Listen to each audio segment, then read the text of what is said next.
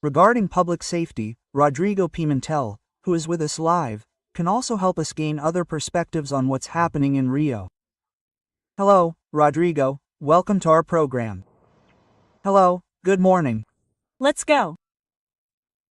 Governor Claudio Castro just gave a press conference here thanking and praising the police, saying that the only victims of what happened yesterday are the 4 police officers. Is that right? I wanted to hear your analysis of what happened yesterday. What was this mega operation? Can it be considered a successful mega operation with so many deaths involved?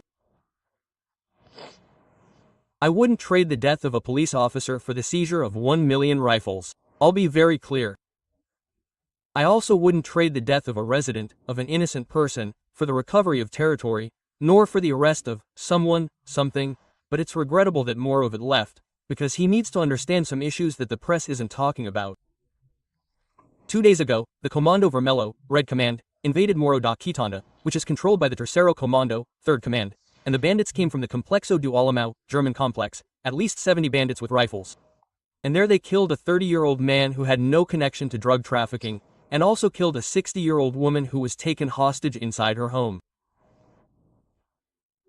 We have a choice: to let it go, not try to arrest Doca, pretend Doca doesn't exist, understand that this area belongs to the drug traffickers, right? That this population, unfortunately, is held hostage by this faction that has consolidated itself over the last 40 years, right? It's not recent, it's a long process, right? Or we have the option of trying to arrest this murderer called Doca, who oppresses the residents of Alemão, who charges fees, right? The real victim of this is the resident of Alemão, right? Who is surrounded by barricades, who doesn't have the right to receive an ambulance, to arrive home by Uber.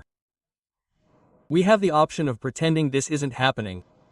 Now, a police operation where you have so much lethality, where so many people die, truly needs to be discussed and debated.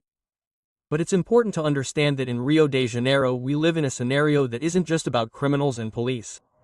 What's happening in Rio de Janeiro we call a non-international armed conflict. It's long-lasting, it involves permanent territorial occupation by the factions, okay? It has intense combat capacity, right? It confronts the state government. This isn't considered banditry anywhere else in the world. This is civil war anywhere else in the world. In Brazil, we treat it as a banditry situation, and if society agrees to continue treating it that way, we applaud, because that's exactly what it is. Society made the choice. But what's happening in Rio de Janeiro is very similar to what's happening in Burkina Faso today, in Nigeria, what happened in Alengoku in Syria, right? And truly, the state forces have lost the capacity to overcome these factions.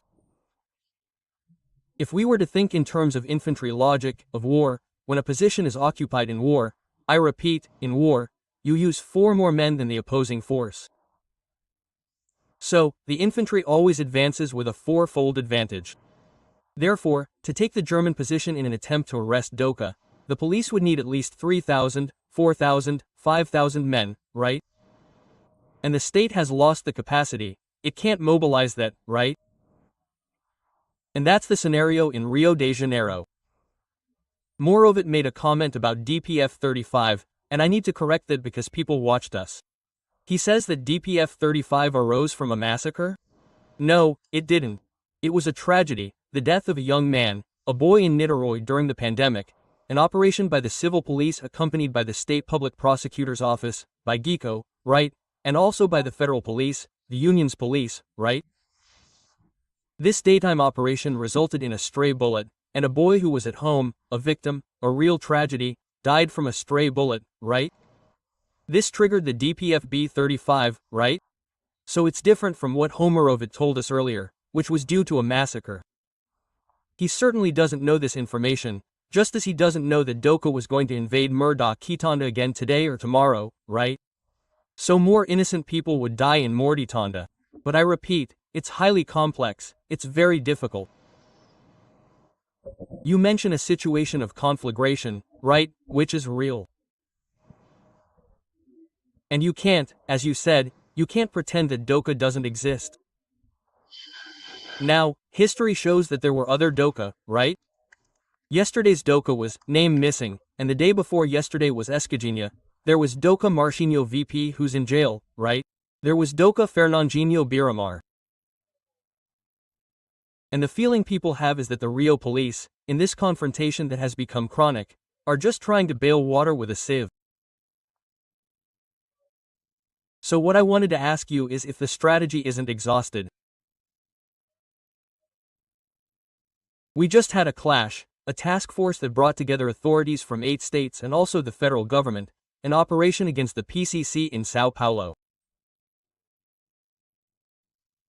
No, they didn't kill anyone, they didn't fire a shot, they carried out a financial siege of the PCC, they blocked PCC investments. The Federal Revenue Service imposed heavy fines, more than $8 billion, on companies that launder PCC money. What I wanted to ask you is if there isn't a lack of planning and collaboration, if there isn't politicking involved, if the battering water with a sieve formula isn't exhausted. Josias, back when I participated in that documentary by João Sales and Katia Lumacias, A Private War, I was 24 years old. When I was a captain in the BOP, Special Police Operations Battalion, I used to say that we were just wasting our time, that the police alone can't solve anything, that police operations without other actions are absolutely misguided, right?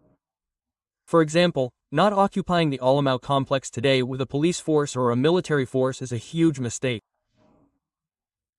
There's an idea to revive one, right? The popular unity, failed due to several issues and many variables, but today, since you're in Alamau today, you've removed 75 rifles, arrested 80 criminals, right? It would be an opportune moment, perhaps, for the federal government to support an effective territorial occupation process. Why, Josias? When the Brazilian army occupied Alamau for 19 months during Dilma's government, we went 19 months without a single homicide in the Alamau complex. It's impossible for anyone to think that's bad, okay? Reducing the number of homicides in that area to 0, it's impossible for anyone to disagree with that. So, who knows, maybe some good collaboration from the federal government today, the deployment of troops for the occupation of the German complex. I repeat, Josias, it's really difficult. And about the federal police operation against the PCC in Sao Paulo, the PCC still exists, you know, Josias? The PCC still exists, it still dominates the territory. I don't think it's a success story, as you're suggesting. It's like this, and another issue, you can't compare the fight against financial crime with the recovery of territory. It's a delusion to think that an operation to catch a fintech company on Faria Lima is the same as an operation to arrest DOCA in a ghetto with 200, 300, 400 rifles, you know? That's a joke, maybe. And one more issue, Josias, yesterday I watched Minister Lewandowski's press conference very attentively. I ask that you watch it again. Lewandowski was a Supreme Court justice, and today he is the Minister of Justice. He stated emphatically that the obligation lies with the state government. I ask you to review that again. There is an article in the Federal Constitution, Article 144, which states that it is the duty of the state, an obligation of all. It seems that no journalist at yesterday's press conference knew Article 144. I also ask you to analyze the fight against trafficking in Canada, where there are provinces, right? In the United States, where there are states, in Argentina, where there are provinces, in Colombia, where there are provinces, throughout the world, Josias, the fight against trafficking is the responsibility of the Union. Unfortunately, in Brazil, this is very loose, to the point that the Minister of Justice is unaware of Article 144, right? I know he was wrong, I know he might make an eventual correction, but states in the Federation, whether it's Rio de Janeiro, Bahia with Geronimo, Ciro with Ilumano, or Rio de Janeiro with Claudio Castro, no longer have the capacity to overcome these factions in terms of territorial control. Because selling marijuana and cocaine, nobody wants to do that anymore, Josias, they want to dominate the territory to be able to collect fees. The Comando Vermelho, Josias, killed a young man in Fortaleza 30 days ago. You can search for it on Google. This young man refused to pay $1,000 to the Comando Vermelho to sell his barbecue in the periphery. This is the new logic of crime in Brazil. Crime in Brazil is not, as President Lula suggests, the fault of the marijuana addict who finances the drug trafficker. That's over. A long time ago, Captain Nascimento said that, in Elite Squad, right? 20 years ago, the one to blame here is you, right? In reality, the criminal doesn't care about marijuana and cocaine. That represents 15% of the faction. The criminal wants the territory to exploit any economic activity, to impose his laws, to affect national sovereignty. That's the true reality. Now, if the state goes to Dudoka and kills 60 people, I think it's truly a tragedy, because the state should effectively occupy that region forever. You mention, and it's a fact, we've been living this reality for some time, right? The need to reconquer territories in Rio de Janeiro, this reality is very present, isn't it? Now, what I ask you, and then you yourself say, oh, no, you're just wasting your time. So, on that we agree. What I wonder is, within this line you mention, regarding the responsibility of the federal government, shouldn't there be something more? Because if we continue to just try to bail water out of a sinking ship, it won't solve the problem. So I ask you, regarding the need to conquer territory, is the mastermind of Comando Vermelho, the one who negotiates the weapons, who brings the weapons from abroad, who expands the business beyond Brazil's borders? Is that mastermind, that intelligence that must be multilingual, actually living in the favela? Isn't that the mastermind of Comando Vermelho in a penthouse in the South Zone? Isn't it necessary to do something? And it's evident that the problem isn't solved. As you mentioned, the crackdown on the PCC is a tiny part of the work that needs to be done. Now, shouldn't this collaboration that needs to be established between the state and the federal government offer society something different from what has been done so far? I'm absolutely certain, Yosh, I'm absolutely certain. And I only ask that you review all of Lewandowski's interviews in recent years. He never mentioned barricades in any interview. It's as if the barricades didn't exist, right? And you know that the Federal Fluminense University, Daniel Rodasgeni, did a really cool study saying that 4 million people from Rio de Janeiro and the state of Rio de Janeiro live today subjugated to these barricades, right? They live behind barricades, right? Few people know that the most effective action of the Rio de Janeiro military police today, of BOPE, for example, is to remove 90 tons of barricades per week, right? And when you remove the barricade, Josias, the resident offers you water and says to you, "This barricade was here for 2 years, thank you very much. You restored my dignity." Quote, I think few people know this, you know, because I've never seen Lewandowski talking about barricades. I've never seen Lewandowski talking about territorial occupation. You just mentioned to me the issue of the multilingual Comando Vermelho importing weapons, but if you remember correctly, less than a year ago, and I participated in a debate with you all here in the hall, less than a year ago, Dino said that the weapons came from collectors, right? They supplied the factions with weapons. He said that, he effectively said that. And yesterday the rifles seized were K-47 rifles or coach rifles, which are not collector rifles. So, it seems there's a misunderstanding, a lack of comprehension of what's actually happening in Brazil on the part of the President of the Republic, on the part of Lewandowski, on the part of the press, on the part of society, right? And what's the option? To search for Doka where and when, or to leave Doka there. Remember, Josias, that Pastrana in Colombia in the 90s decided to make a peace agreement with the FARC, and he ceded a huge territory in Colombia to the FARC, right? Then the FARC didn't honor the commitment, they invaded other provinces, right? And Álvaro Uribe had to backtrack. If it's the Brazilian society's choice to hand over this territory to the bandits, if, by consensus in Brazil, the territory belongs to them, okay, we will respect that decision of society. However, Josias, I think it's good to remember that Claudio Castro was the most voted for gubernatorial candidate in the Complexo do Alemão. That's very important. Is it the will of the residents of Alemão to remain subjugated by Comando Vermelho? I am absolutely certain that these operations are traumatic, they are horrible, the residents suffer a lot. But worse than the police operation is being held hostage by a faction. And the federal government doesn't recognize this, and the press pretends it doesn't exist. Because for years and years nobody talked about the phenomenon of barricades in Brazil. Eventually, a journalist told that story. Nobody talks about it today, Josias.